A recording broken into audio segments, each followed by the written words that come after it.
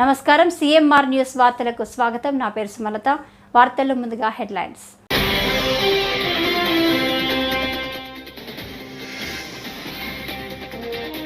ప్రధాని మోదీతో మాల్దీవుల అధ్యక్షుడు ముయిజ్జు భేటీ.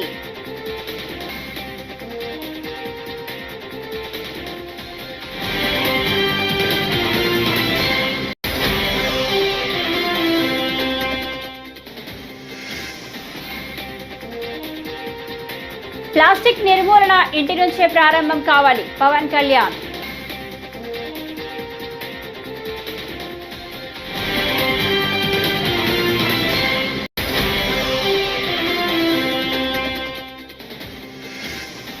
ఎన్నికల హామీలను నెరవేర్చాలని ప్రజలు అడుగుతారని చంద్రబాబు డైవర్షన్ పాలిటిక్స్ చేస్తున్నారని రాచమల్లి శివప్రసాద్ రెడ్డి విమర్శ.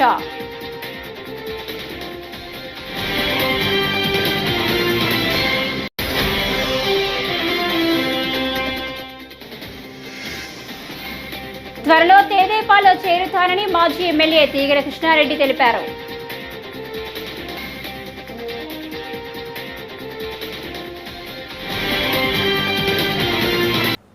ఇక డీటెయిల్స్ చూస్తే, ప్రధాని నరేంద్ర మోదీతో మాల్దీవుల అధ్యక్షుడు మహమ్మద్ ముయిజ్జు సోమవారం భేటీ అయ్యారు.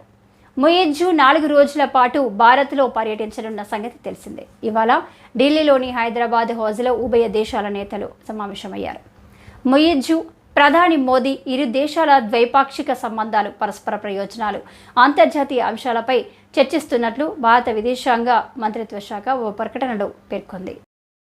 His Excellency Dr. Mohammed Muizzu, President of the Republic of Maldives, to give his remarks to the media. Excellency Narendra Modi, Prime Minister of the Republic of India, distinguished members of both delegations, members of the media, ladies and gentlemen, good afternoon to you all.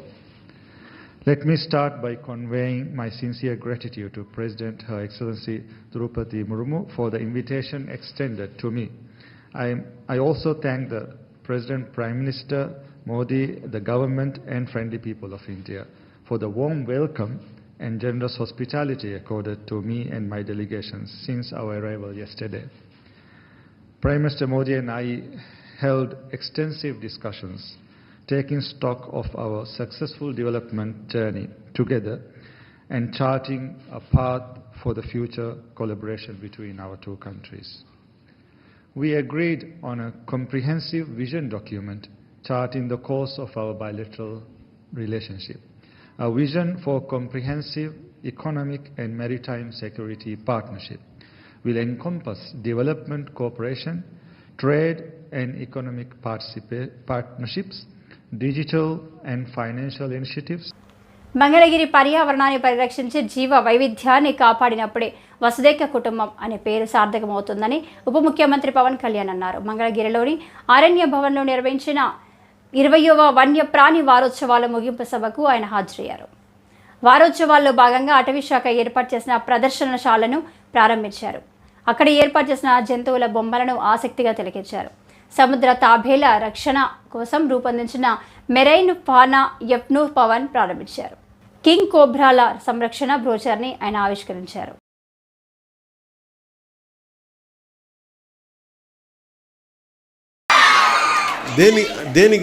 దేనికి తపన పడతామంటే, మన తల్లిదండ్రులు తపన పడితే ఎవరి కోసం తపన పడతారు? బిడ్డలు బాగుండాలి తపన పడతారు. ప్రభుత్వాన్ని నడిపే వ్యక్తులు ఎవరైనా సరే, పెద్దలు, వాళ్ళ ప్రభుత్వం ఒక స్థాయికి వచ్చాక అందరూ బాగుండాలని కోరుకుంటాం. అందరిలాగే నేను కూడా నా ఇంట్లో బిడ్డలే బాగుండాలని కాదు, అందరి బిడ్డలు బాగుండాలని కోరుకుంటాను. ఎలా బాగుండాలి దానికి? మీరు పర్యావరణం చాలా కీలకమైనది. నాకు చిన్నప్పుడు ఎలా అనిపించేది అంటే, స్కూల్లో చెట్లు ఉండేవి కావు సరిగ్గా. ఉన్న చెట్లని పిల్లలంతా కొమ్మలుగా కానుగ చెట్లు ఉండే, కానుగ చెట్లు ఏమి తొయ్యకపోతే ఏం చేస్తాను, ఇరుస్తూ ఉండేవాళ్ళు కొమ్మలను. ఎందుకు ఇరుస్తున్నా నాకు అర్థమయ్యేది కాదు. నీడనిచ్చే చెట్టుని కాపాడుకోలేకపోతే సమస్య మనకే. పర్యావరణ పరిరక్షణ ఇవన్నీ ఏంటంటే నీడనిచ్చే చెట్టుని ఫస్ట్ కాపాడుకుంటే దాన్ని ఆధారపడి పురుగులు చిన్న చిన్న దాన్ని తినడానికి పక్షులు అలా ఎన్ని రకాలుగా పెరిగిపోతాయంటే ఒక్క చిన్నపాటి వాన చుక్క పడితే దాని చుట్టూ బోళ్ళంత కనిపించని జీవం పెరిగిపోద్ది. మనకేంటంటే ఉబుసుపోక చిన్నప్పుడు చెప్తా ఉండాలి నాకు, రాత్రుల పూట మొక్కల దగ్గరికి వెళ్ళి కొయ్యొద్దని, మొక్కలు నిద్రపోతాయని. ఒక పిడివాదం ఉంటుంది మనకి, మొక్కలు ఎలా నిద్రపోతాయి, అవి గొరకు పెడతాయా, పిచ్చి ఒక ఏమంటుందని మనకి ఒక మొండివాదం వస్తుంది మనందరికీ. అది సైంటిఫిక్గా మనకి జగదీష్ చంద్రబోస్ గారు చెప్పే వరకు మొక్కలకు కూడా ప్రాణం ఉంటుంది, అవి కూడా కోస్తే బాధపడతాయి, అవి కూడా విలవిల్లాడతాయి అని జగదీష్ చంద్రబోస్ గారు చెప్పే వరకు, ల్యాబ్స్లో ప్రూవ్ చేసే వరకు అది మిగతా వాళ్ళకి ఆనందం. మన పెద్దలు చెప్పే మాట ఒకసారి దానికి సైంటిఫిక్గా వాళ్ళు చెప్పలేకపోవచ్చు, కానీ సైంటిఫిక్ బేసిసే ఉంటుంది. శాస్త్రీయంగా దాన్ని అది వెంటనే చెప్పలేకపోవచ్చు. అందుకే పెద్దలు చెప్పే కొన్ని మాటలు మనం వినాలి. చిన్నప్పుడు నాకు కూడా చాలా వితండవాదం ఉండేది. మొక్కల్ని ఇలా ముట్టుకోకు రాత్రులు పూట అంటే, ఎందుకు ముట్టుకోకూడదు? ఈ వితండవాదంతో చాలా జీవితాన్ని నాశనం చేసుకుంటాము. మళ్ళీ మనం పెరిగి పెద్ద ఈ జ్ఞానం తెచ్చుకొని ఈ నేర్చుకునేవారు చాలా టైం వేస్ట్ అయిపోద్ది. ఎవరికేం జరగదు, మనకే నష్టం అంతా మనకే. ముఖ్యంగా మీకు మన తల్లిదండ్రులు ఎవరైనా సరే మనకి చదువులు చదివించవచ్చు, డబ్బులు ఇవ్వచ్చు, కానీ మన అందరం ఆధారపడేది నీరు, శుద్ధమైన గాలి, స్వచ్ఛమైన గాలి, కనీసం కలుషితం లేని పరిసరాలు, ఇవి కనీసం మనకి. మీరు ఊహించుకోండి, మీరు అందరూ ప్రపంచవ్యాప్తి పెద్దవాళ్ళు అయిపోవచ్చు, గొప్పవాళ్ళు అయిపోవచ్చు, కానీ మీరు ఎన్ని గొప్ప కార్యాలు సాధించాలనుకున్నా కానీ ప్రకృతి మటుకు సరిగ్గా లేకపోతే మనం ఏం చేయలేం. సో పర్యావరణం అనేది చాలా కీలకం. అలాంటి పర్యావరణానికి మూలాధారం మనకి కనీసం ఉండే వృక్షాలు, చిన్న మొక్కలు. ఒకసారి నేను ఇప్పుడు సౌత్ ఆఫ్రికాలో ఒక ప్రాంతానికి వెళ్ళినప్పుడు నాతో పాటు వచ్చిన డ్రైవర్ ఎక్కడో ఒక చాలా బీడు భూమి, అంటే అసలు ఎడారంటే ఎడారి, చిన్న ఇంతంత మొక్క తప్ప ఏమి ఉండదు అక్కడ. ఆ డ్రైవర్ ఎలా పడితే అలా పొనిచ్చేస్తుంటే దాన్ని కన్జర్వ్ చేసే ఒక కన్జర్వేషనిస్ట్ ఒక ఆవిడ వెంటనే అలా పోనీకి చెప్పిన దారిలో నిల్లంది. ఈ దారిలో కూడా కొన్ని మొక్కలు ఉన్నాయంటే, ఏ మొక్కలు వేనంటే అన్నాడు, మాకు ఈ ఆఫ్రికా దేశంలో బతికే మొక్క అదే, దాన్ని మేము కాపాడుకోవాలి, ఇష్టపడితే అలా వెళ్ళక మేము అనుకున్నాం, ఇంత దారిలో నిల్లాలి అంటే అంత ఓపిక ఉంటుంది వాళ్ళకి, అంత బాధ్యత ఉంటుంది. మనం ఏమంటే మనకి విలువ లేదు. మనకి చిన్నప్పుడు నేను కొల్లేరు గురించి చదువుకున్నాను. మీరు కొల్లేరు పాఠం ఉందా? ఇప్పుడు మనకి కొంగలు వస్తాయని ఉన్నాయా మనకి కొల్లేరులో? కానీ నిజంగా కొల్లేరు ఇప్పుడు అంత ఉంటుందో తెలియదు మనకి. చూస్తుండగా తాగే నీళ్లు పాడైపోతున్నాయి, బాటిల్ వాటర్ వచ్చేస్తుంది.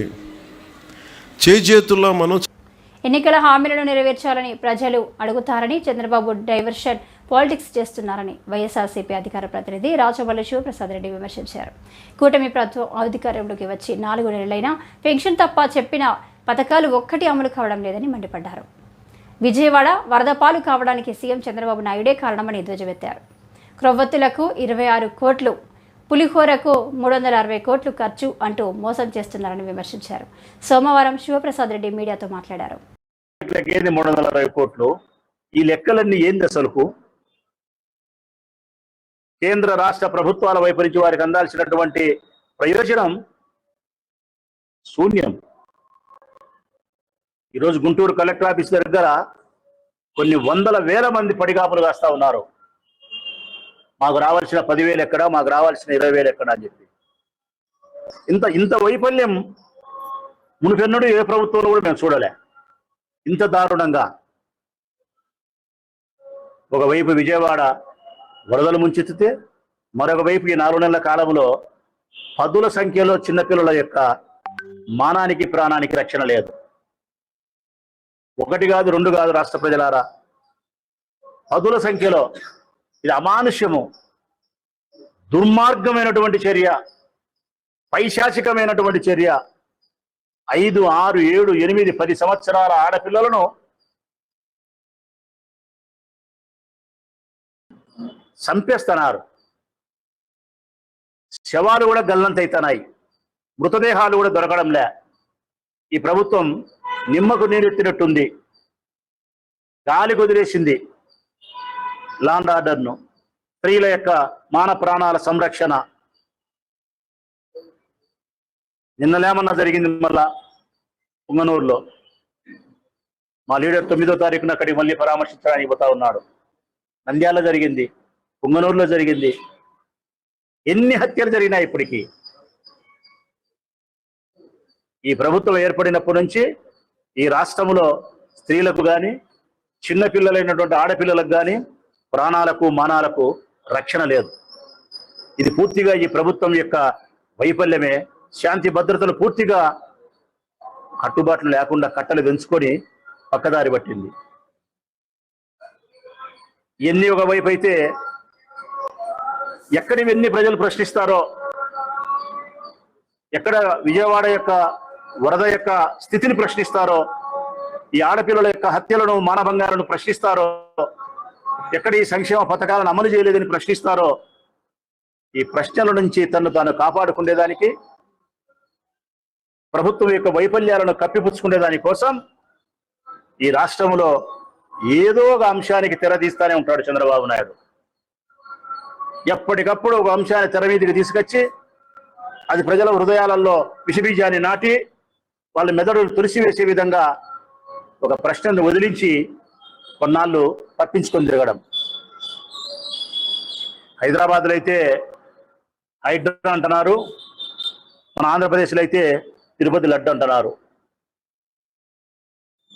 తిరుపతి లడ్డు యొక్క పవిత్రతకు భంగం వాటిల్లిందని చెప్పి తెర మీదకి తీసుకొచ్చినాడు. మర్చిపోయేదానికి డైవర్షన్ పాలిటిక్స్. ఇట్లా ఎన్నాళ్ళు కప్పిపుచ్చుకోగలుగుతాడు ఆయన? ఒకరోజు, 2 రోజులు, వారము, 10 రోజులు, నెల, 2 నెలలు, 3 నెలల కాలం, 6 నెలల కాలం త్వరలో తెదేపాలో చేరుతానని మాజీ ఎమ్మెల్యే తీగల కృష్ణారెడ్డి తెలిపారు. పార్టీకి మళ్లీ పూర్వ వైభవం తీసుకొస్తారని చెప్పారు. హైదరాబాద్లో తెదేపా అధినేత ఏపీ సీఎం చంద్రబాబును ఆయన నివాసంలో తీగల కలిశారు. అనంతరం మీడియాతో ఆయన మాట్లాడారు. చంద్రబాబు తెదేపా వల్లే హైదరాబాద్ అభివృద్ధి జరిగిందన్నారు. తెలంగాణలో తెదేపా అభిమానులు చాలా మంది ఉన్నారని చెప్పారు. చాలా రోజుల తర్వాత ఒకప్పటి ఆంధ్రప్రదేశ్ ముఖ్యమంత్రి ఆంధ్రప్రదేశ్ మాకు ఆనాడు ఎన్టీ రామారావు గారుతో పాటు చంద్రబాబు నాయుడు గారు మా రాజకీయ జీవిత ప్రస్తావన మొదలైంది. అనేకమైనటువంటి ఒడిదొడుకులతో తెలంగాణ ఏర్పడిన తర్వాత ఎన్నో కష్టాలు పడి ముఖ్యమంత్రిగా మళ్ళొకసారి చంద్రబాబు నాయుడు గారు ఆంధ్రప్రదేశ్ ముఖ్యమంత్రిగా కావడం మాకు అందరూ కూడా సంతోషమైన విషయం. ఆనాడు ఎన్టీ రామారావు పాలన మళ్ళీ రావాలని ఈ తెలంగాణలో కూడా మళ్ళీ ఎన్టీ రామారావు ఏ విధంగానైతే పేద బడుగు వర్గాల ఆశాజ్యోతిగా నిలిచాడో ఆ విధంగా తేవాలన్న ఉద్దేశంతో ఈరోజు వారిని కలవడం జరిగింది. అంతేకాదు ఈరోజు హైదరాబాద్ నగరం ఇంత సుందర నగరంగా తీర్చిదిద్దామంటే ఆనాడు నన్ను మేయర్గా చేసిన చంద్రబాబు నాయుడు గారు, ఆయన ముఖ్యమంత్రిగా ఉన్నప్పుడే హైదరాబాద్, సికింద్రాబాద్, హుస్సేన్ సాగర్తో పాటు ఈరోజు సైబరాబాద్ సిటీ తీసుకొచ్చింది కూడా చంద్రబాబు నాయుడు గారు. దాంట్లో ఎవరు కాదనలేదు, సాక్ష్యం నేనే. ఈ హైదరాబాద్ నగరంలో clean and green the best city award, the best tourism award తీసుకొచ్చింది కూడా చంద్రబాబు నాయుడు గారు. అయితే ఈ మధ్య కాలంలో తెలంగాణ అంశం వచ్చి మరి ఏం జరిగిందో మనం అందరం చూస్తూనే ఉన్నాం. కానీ మళ్ళీ పూర్వ వైభవం తీసుకురావడానికి మేమందరం కూడా చంద్రబాబు నాయుడు కలవడం, మరొకసారి మనం పిలిచి మాట్లాడుతున్నాడు. తప్పకుండా మళ్ళీ ఆనాడు ఎన్టీ రామారావు గారు ఏ విధంగానైతే పరిపాలన చేసిండో ఆ విధంగా చేసడానికి మేమందరం కూడా కృషి చేస్తాం. నేనందరినీ కూడా శ్రేణులకు వస్తున్నా. చాలా మంది తెలుగుదేశంకు ఎన్టీ రామారావు అభిమానులు ఉన్నారు. ఇంకా వారందరూ కూడా ఏకతాటికి తీసుకొచ్చి మళ్ళీ పూర్వ వైభవం తీసుకోవడానికి నేను ప్రయత్నం చేస్తాను. మీరు టీడీపీలోకి వెళ్తారా సార్? 100%. శంకర్ దర్శకత్వంలో రామ్ చరణ్ హీరోగా తెరకెక్కుతున్న గేమ్ చేంజర్ సినిమా విడుదలపై నిర్మాత దిల్ రాజు అప్డేట్ ఇచ్చారు. క్రిస్మస్ సందర్భంగా ఈ సినిమాను విడుదల చేయనున్నట్టుగా చెప్పారు. దేవి శరణ్ నవరాత్రుల సందర్భంగా విజయవాడ కనకదుర్గమ్మను దిల్ రాజు ఆదివారం దర్శించుకున్నారు. అనంతరం ఆయన మీడియాతో మాట్లాడారు. నవరాత్రుల వేళ అమ్మవారిని దర్శించుకోవడం అదృష్టంగా భావిస్తున్నట్టుగా చెప్పారు.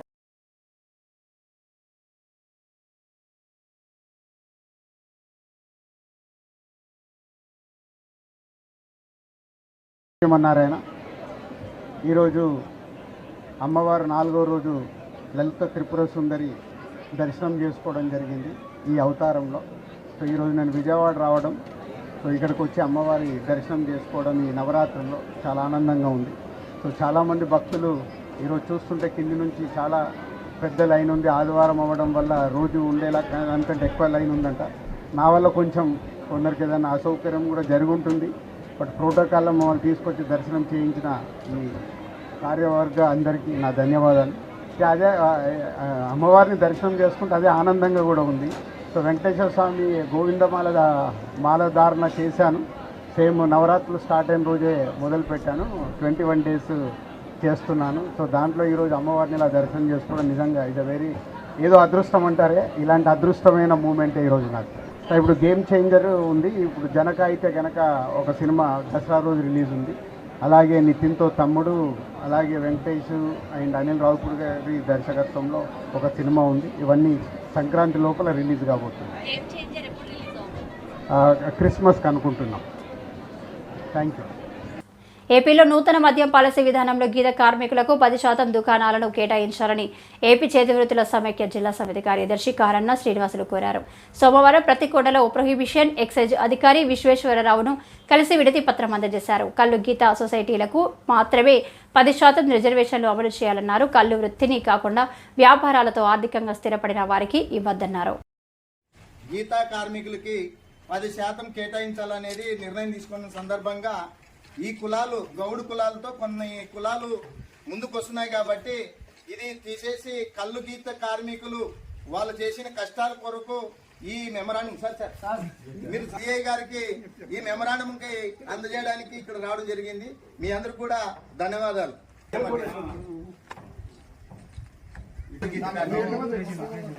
చేసింది ఆ కళ్ళ గీత కార్మికులు ఏం చేస్తున్నారంటే ఇప్పుడు గౌళ్ళు పేరు మీద గౌడ్ అంటే ఇప్పుడు ఒక 8 కులాలు సపరేట్ ఉన్నారు సార్. ఆ గౌళ్ళు పేరు మీద అంటే వాళ్ళు డబ్బున్న వాళ్ళు పోతున్నారు. అసలైన కళ్ళ గీత కార్మికులు సొసైటీ అనే వాళ్ళు ఉంటారు. ఆ సొసైటీ వాళ్ళకి ఇవ్వాలనే దాని మీద మేము మెమరాండం అందుకే ఇచ్చేస్తున్నాము. మీరు దీన్ని కూటమి ప్రభుత్వం నూతనంగా ప్రవేశపెట్టిన మద్యం పాలసీ విధానంలో భాగంగా మాచర్ల నియోజకవర్గం పరిధిలోని 10 మద్యం షాపులకు టెండర్ ద్వారా 17 అప్లికేషన్లు అందాయని Macherla excise CI N Venkataramana తెలిపారు. సోమవారం ఆయన మాట్లాడుతూ 2 లక్షల నాన్ రిఫండబుల్ ఫీజులు కట్టవలసి ఉంటుందని చెప్పారు.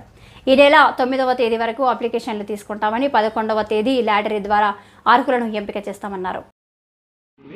మధ్యాహ్నంలోపు ఆ ప్రక్రియని పూర్తి చేయడానికి మేము అన్ని ఏర్పాట్లు చేసుకుంటున్నాం. టౌన్ హాల్ ప్రక్రియలో సో పోలీసు అండ్ ఎస్పీ గారు వస్తారు. అలాగే కలెక్టర్ గారి సమక్షంలో లాటరీ జరుగుతుంది. జరిగిన అప్లికెంట్స్కి వెంటనే ప్రొవిజనల్ లైసెన్స్ ఇవ్వడం, తర్వాత ప్రక్రియను బట్టి వాళ్ళకి స్టాక్ అలాట్ చేయడం ఇవన్నీ కూడా జరుగుతాయి. మెయిన్ మనకి 55 లక్షలు 65 లక్షలు 2 స్లాబ్స్ ఫిక్స్ చేయడం జరిగింది. మన ఉన్న పల్నాడు పాపులేషన్కి సంబంధించి పాపులేషన్ బేస్ మీద స్లాబ్స్ ఫిక్స్ చేయడం జరిగింది.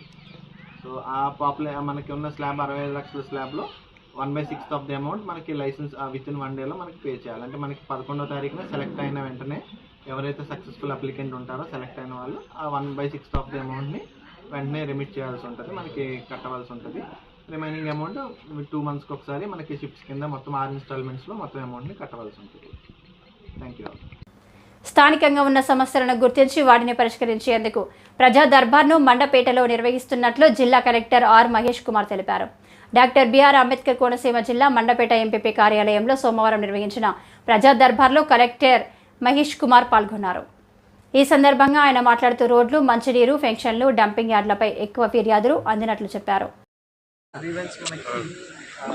మండపేట మండలంలో కండక్ట్ చేయడం జరిగింది. సో స్పెసిఫికల్లీ ఇక్కడ లోకల్ ఇష్యూస్ ఏమున్నాయని ఐడెంటిఫై చేయడానికి ఆల్ డివిజనల్ లెవెల్ ఆఫీసర్స్ అందరూ ఉన్నారు, అలాగే RDO and all officers. So డెఫినెట్గా ఇక్కడ కొన్ని మైనర్ ఇష్యూస్ ఉన్నాయి which can be easily resolved. So అలాంటి వాటిని దృష్టి పెడతాం. అట్ సేమ్ టైం మేజర్ పార్ట్లో ఇక్కడ కంప్లైంట్స్ వచ్చింది regarding roads and apart from that కొన్ని పెన్షన్ ఇష్యూస్ చెప్పారు అండ్ డ్రింకింగ్ వాటర్ కొన్ని ఇష్యూస్ చెప్పారు. సో ఈ major aspects. Apart from these 3 ఒకటి ఏంటంటే మేజర్గా మనకి డంపింగ్ యార్డ్ ఇష్యూస్ ఉన్నాయి విలేజెస్లో. అక్కడ చెత్త రోడ్ల మీద వేయడం, అక్కడ కాల్చడం, ఇలాంటి ఇష్యూస్ మనకు రైజ్ చేశారు. సో ఇవన్నీ కూడా దృష్టిలో పెట్టుకుని డెఫినెట్గా try to resolve some of issues. So ఇందులో కొన్ని ఆర్ఎంబీ రిలేటెడ్గా ఆల్రెడీ కొన్ని మనకి శాంక్షన్స్ వచ్చాయి, వర్క్ స్టార్ట్ అవుతున్నాయి. సో ఆర్ఎంబీ డిపార్ట్మెంట్ నుంచి డీఈస్ అండ్ ఎస్సీస్ కూడా చెప్పారు. సో విత్ ఇన్ 1 monthలో ఎక్కడెక్కడైతే మనకి ఆల్మోస్ట్ ఒక 2 crores వర్క్ శాంక్షన్స్ వచ్చాయి ఫర్ రీస్టోరేషన్. కొత్త రోడ్లు కాదు, ఉన్న రోడ్లలో ఉన్న ప్యాచ్ వర్క్ ఉంటే చేయడానికి. సో అవన్నీ కూడా ఐడెంటిఫై చేశారు. సో డెఫినెట్గా ఇష్యూస్ అన్ని కూడా క్లియర్ అవుతాయి. పాత వర్క్లో పెండింగ్ ఏమన్నా కాంట్రాక్ట్ అమౌంట్ ఆపడం కానీ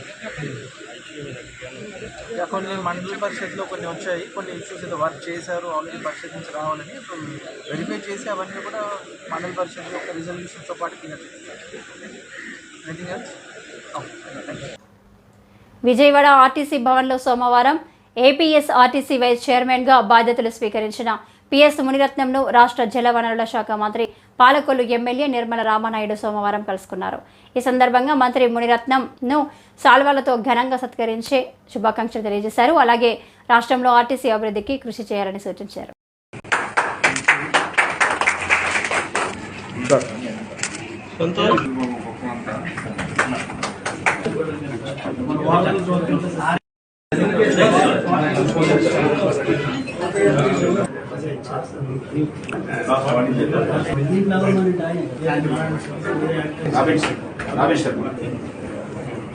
సారీ చూడండి.